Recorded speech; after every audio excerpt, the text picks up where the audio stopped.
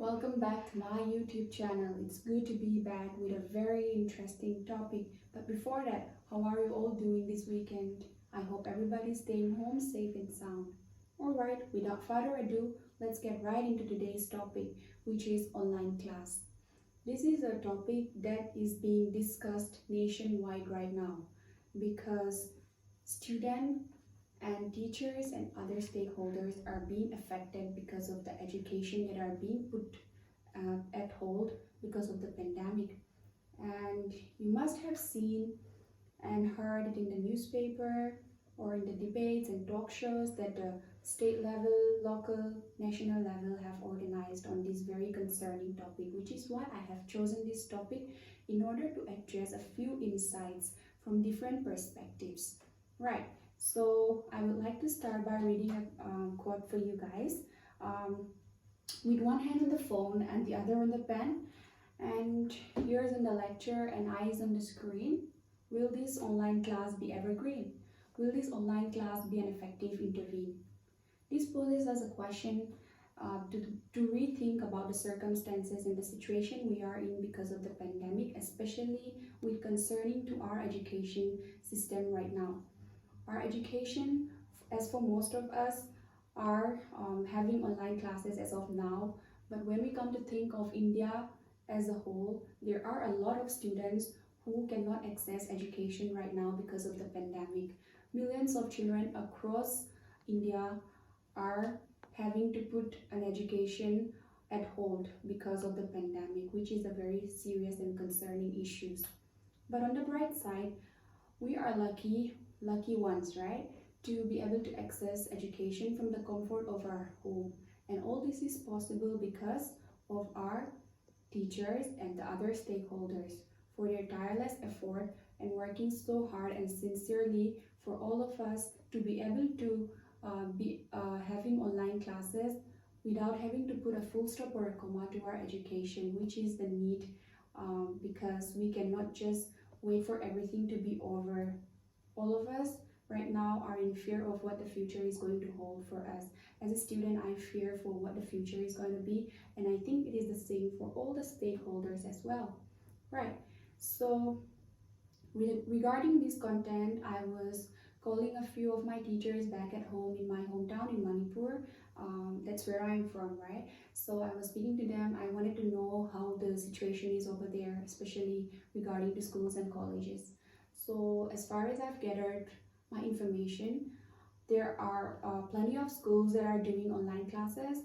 There are also several schools who are just putting their education at a hold for now, while also my school where I went for my first and second PUC, they are doing their classes via YouTube channel, which is the school YouTube channel where they post the lessons and the classes for each day on that channel, and students can go and access that. So this is how people are dealing with the education system right now, both online and offline. I am sure it will be different across the country right now, but when I consider about the online classes that I am able to access right now, I feel so lucky and blessed, because knowing that so many people cannot even access this makes me the lucky one, and it makes me also want to show my gratitude to my teachers today. So to all the teachers, a thumbs up, a double thumbs up for all of you for working so hard, for trying to equip yourself with the technologies, with the pressure from the other stakeholders to perform better and smarter. So we owe you so much. Thank you so much for working so hard for us. Although waking up at 8 o'clock or 9 o'clock for the classes is something that I dread so much even as a student.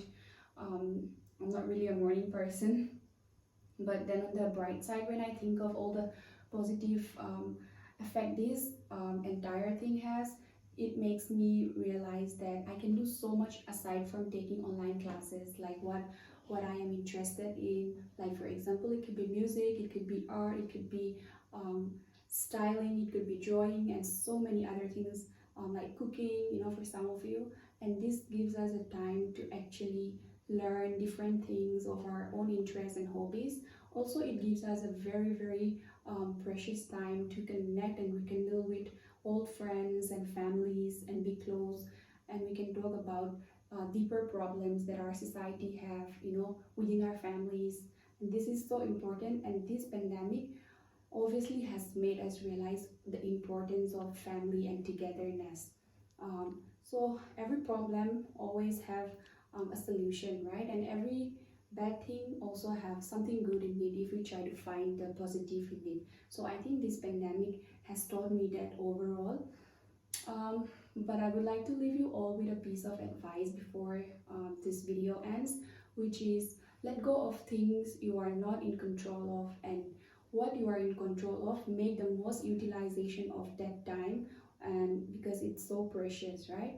And also I would like to advise for all of us to be adaptable to changes, to be adjusting to the very fact that online classes is being held, and as much as it's difficult for us as a student, we must also think about our teachers on the other side. We must also think about our parents. We must also think about the rest of the stakeholders who are also as pressured, as worried, and as tired, maybe even more so than us also, because there's a lot of pressure on them right now to give out the best even in these very trying times.